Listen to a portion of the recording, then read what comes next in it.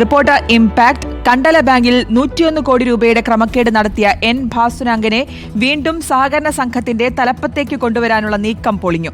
മാറനല്ലൂർ ക്ഷീരോത്പാദക സഹകരണ സംഘത്തിലേക്കുള്ള തെരഞ്ഞെടുപ്പിൽ N ഭാസുരാംഗൻ 1-ാം നമ്പറായി voter പട്ടികയിൽ ഇടം നേടിയത് റിപ്പോർട്ടർ പുറത്തു കൊണ്ടുവന്നിരുന്നു. ഇതിന് പിന്നാലെ ക്ഷീരവികസന വകുപ്പ് ഭാസുരാംഗനെ വോട്ടർ പട്ടികയിൽ നിന്ന് പുറത്താക്കി എന്നുള്ളതാണ്.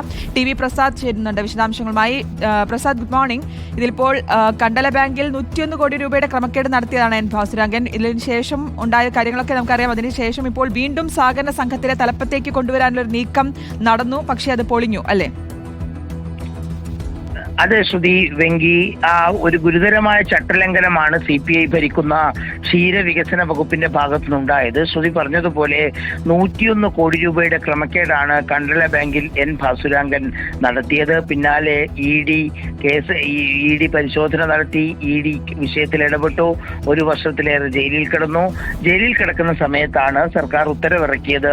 എൻ ഭാസുരാംഗൻ പശുവിനെ വളർത്താറില്ല, പാലളക്കാറില്ല, ഒരു തൊഴുത്തു പോലുമില്ല എന്ന്. അങ്ങനെ ഉത്തരവിറങ്ങിയ ഒരു സാഹചര്യം നിലനിൽക്കെയാണ് പുതിയ തെരഞ്ഞെടുപ്പ് നടക്കാനിരിക്കുന്നത്. അടുത്ത മാസം 16-നാണ് മാറനല്ലൂർ ക്ഷീരോത്പാദക സഹകരണ സംഘത്തിലേക്കുള്ള തെരഞ്ഞെടുപ്പ്. മാറനല്ലൂർ ക്ഷീരയിൽ വലിയ കോടികളുടെ അഴിമതി നടത്തി അത് ഒന്നിനും കൊള്ളാത്ത ഒരു പ്രസ്ഥാനമാക്കി ഭാസുരാംഗൻ നേരത്തെ മാറ്റിയിരുന്നു.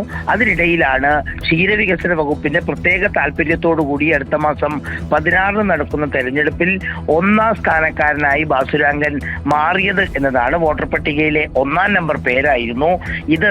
റിപ്പോർട്ടർ വാർത്തയാക്കിയതിന് പിന്നാലെ പരാതി പ്രളയമായി. കരട് വോട്ടർ പട്ടികയായിരുന്നു അന്ന് പ്രസിദ്ധീകരിച്ചിരുന്നതെങ്കിൽ ഇന്നലെയാണ് യഥാർത്ഥ വോട്ടർ പട്ടിക പ്രസിദ്ധീകരിക്കുന്നത്. ഇന്നലെ യഥാർത്ഥ വോട്ടർ പട്ടിക പ്രസിദ്ധീകരിക്കുമ്പോൾ ഭാസുരാംഗൻ വോട്ടർ പട്ടികയിൽ നിന്ന് പുറത്തായിരുന്നു. നമ്മൾ ആ വാർത്ത കൊടുത്തില്ലായിരുന്നുവെങ്കിൽ വീണ്ടും മാറനല്ലൂർ ക്ഷീരോത്പാദക സഹകരണ സംഘത്തിന്റെ പ്രസിഡന്റായി വന്ന് നാളെ ഒരുപക്ഷെ വീണ്ടും മിൽമയുടെ പ്രധാനപ്പെട്ട ചുമതലയിലേക്ക് ഭാസുരാംഗൻ വരാനുള്ള സാധ്യതയുണ്ടായിരുന്നു എന്നുള്ളതാണ്.